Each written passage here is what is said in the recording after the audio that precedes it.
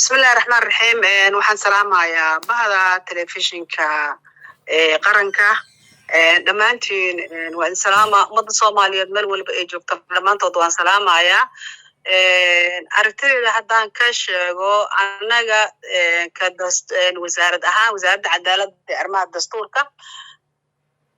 waliba ka ahaan ka wasiir muumin ahaan waa wax runtii aad loogu farxo waaye umada Soomaaliyeed ay u baahan tahay waaye dastuur la'aan wadanka haduu ka jiro waa waxaan bajirinba sababta maxaa yeelay waad arkaysaa dhibaatada wadanka ka jirta isqabsiga iyo problemka wadanka ku jira maanta guusha ugu fiicneed ayaa la gaaray waxaan aad ugu mahadcelinayaa xubnaha golaha shacabka ee baarlamaanka iyo xubnaha aqalka sare aadaan ugu mahadcelinayaa mowqifka ay qaateen iyo dadaalka ay sameeyeen oo wax aad iyo aad loogu baahnaa waa tahay dhinaca kale markaad eegtid waxaad moodaa in shalay madaxdii hore ee qaranka in arrintani ishtaka ka muujiyeen mar haddii baarlamaankii isku raacay in dib u eegis lagu sameeyo dastuurka arrintaasi ma moodaa siyaasiyiintii hore ama madaxdii hore ma sida ugu hor imaanaya in ay tahay mid aysan ku qanacsaneyn in Soomaaliya hore u sii socoto wadankan waa ujeedaa waxay yeelatay 15 farqo ayay yeelatay waana laga badan yahay farqooyinkaas mucaaradna qofku wuu noqon karaa laakiin haddii madaxweyne xasan sheekh uu hore u socdo oo muxuu ahaa dadaalka uu suubiye aan la arkayno maalin waliba seenta looga fadhinayo taas meelay ka soconaysa malahan nimankaas walaalahay ah ama cideed ha noqoto runtii way la qaldan yihiin waxaa qurux badan in waxa haddii qofka uu hore u socdo in la yiraaho alleelehay wax fiican baa wadaaya alleelehay soco gurbaanka gadaashiisa laga tumo laakiin haddii la leeyahay ma soconaysid gadaalaan kaaga celinaa taas mid ay suuroobaysaa wadanka waa jirtaa mucaarada waa jiraa mucaarada qofku wuu noqon karaa laakiin sidaan oo kale waxa aqligal ma ahan inay sidaas ay socoto aniga waxaan dhihi lahaa horaha loo socdo madaxweyne xasan sheekh waxaan leeyahay guul hor u soco waayahay waxaa ka mid tahay mas-uuliyiinta wasaaradda dastuurka goorma ayuu soo bilowday in dastuurka dib u eegis lagu sameeyo marxaladihii oo kala duwanaa uu soo maray wax ka bedelka ama dib u eegista dastuurka waxaan ku sheegayaa dastuurkan horta waxa la ansixiyay 2012 la ansixiyay waa hadda midka aan isticmaalayno ilaa ay adees waqti xaadirkan wuxuu ku socday intaas badul markasta waxa la fiirinayaa dib u eegistiisa la fiirinayay maxaa ka qaldan marka asoo afartii sano ugu horeysay intuu soo socday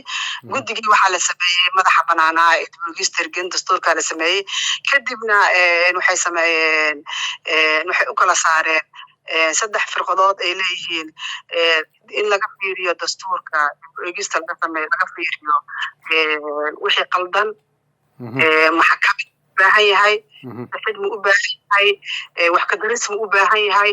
iyo arrimihii wada xaajoodka siyaasadeed nasiib wanaag wixii dhan waa laga sameeyay oo ah kabid iyo kudbarisi inta waa laga sameeyay arrimihii wada xaajoodka siyaasadeed oo u baahnaana waa tii baryahan laga shaqeynayo go'aano qaarkood laga gaaro marka afarta jabto ugu horeysay hadda markii la diyaa ka horna wuu diyaarsanaa laakiin afarta jabto ugu horeysay waxay ahaayeen waxa ka maqnaa arrimihii wada xaajoodka siyaasadeed oo u baahnaa intana waa lagu soo daray marka maadaama intaas 2012 ilaa hadda uu soo jiitamayo waa 20 sano ku dhawaad inta soo jiitamayo dastuurka haddii maanta hore loo soconayo wallahi guul la gaaro waayahay marka yaa ka shaqeynayo qaabkee loogu shaqeynayaa qaabka dib u eegista dastuurka loo eegayo iyadana waa qaab ceenkee ah waxaa jira 3 hay-adood ayaa u xilsaaran dib u eegista dastuurka 3 hay-adood u xilsaaran waxay tahay guddiga madaxa bannaan wasaaradda cadaaladda wasaaradda dastuurka kowle iyo guddiga madaxa bannaan ee dib u eegista hirgelinta dastuurka iyo guddiga la socodka oo baarlamaanka oo ayaga markii ay soo diyaariyaan guddiga madaxa bannaan oo loo gudbinayo guddiga la socodkana ka baxdeen baarlamaanka uu geynayo qaabkaas saddexdaas marxaladood ayuu marayaa markaad eegtid maamul goboleedyada qaar ayaa maqan arrintooda cabashada ay qabaan in dib u eegis lagu sameeyo dastuurkan saameyn ceenkee ayay siyaasadda iyo wadajirka ay ku yeelan kartaa dastuurkan waad aragtay markii hadda la sameynaayo 2012 markii la sameynaayo hadda way ka maqneed Somaliland waa ka maqneed waana la sameeyay tan hadda xigtana waxay tahay maxaa loo sameeyay isheeg maxaa ahaa isheeg baarlamaana jira baarlamaanka waxa loo sameeyay waxay matalaan aqalka sarna wuxuu matalaa waad ogtahay baarlamaanka golaha shacabkana cid ay matalaan waad ogtahay mar haddii la tashiyo badanna waa la sameeyay aniga waxaan ka tirsanaa jir guddiga waxaan ka tirsanaa madaxa banaan dib eegista hirgelinta dastuurkan ka tirsanaa maamul goboleed aanan tegin ma jirto oo la soo tashana ma jirto waata kulligood waa soo marnay waad garta soo maahan haddana arrimihii wada xaajoodka siyaasadeedna waa la soo maro oo waad aragtay guddigii qaran inay soo mareen ay wada tashteen oo ay wada keeneen marka ma garanayo sababta oo caqabad kale ku imaanaysa ama dood kale loo furaayo iyo qaylo kale loo jeedinayo anigu ma garanayo sababta ku jirto waxaanse qabaa in dastuurkan ummadda Soomaaliyeed u baahan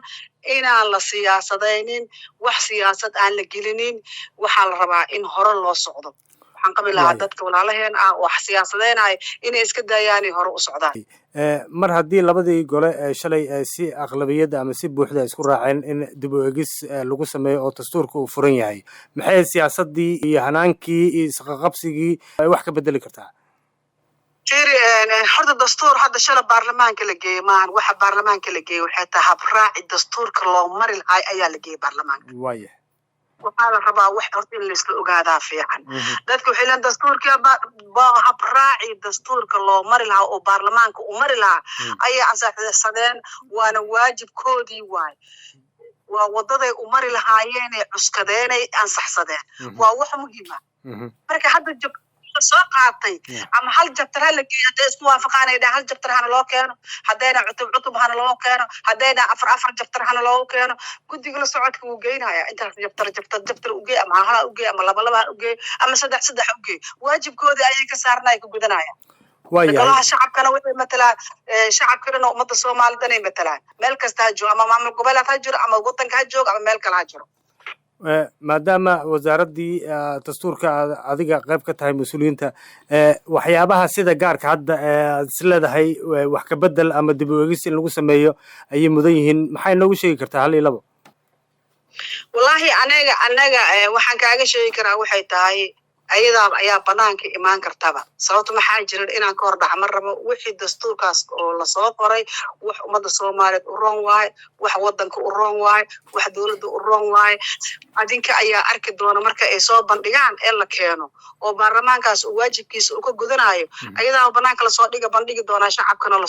loo bandhigi doona insha Allah ugu dambeyntii marka maxay tahay talada la wadaagayso aniga iyo dhageystayaasha dhammaan kaligaa ma dhageystayaasha dhammaan ummadda Soomaaliyeed meel walba ay joogto waxaan la wadaagayaa wadanaan dastuur lahayn inuusan faa'iido lahayn oosan khayr lahayn oosan hirgelayn hore u socon karin walaalayaal waxaan dhihi lahaa meel walba aad joogtaan hala taageero wadanka dawladda hala taageero golaha shacabka go'aankay gaareen hala taageero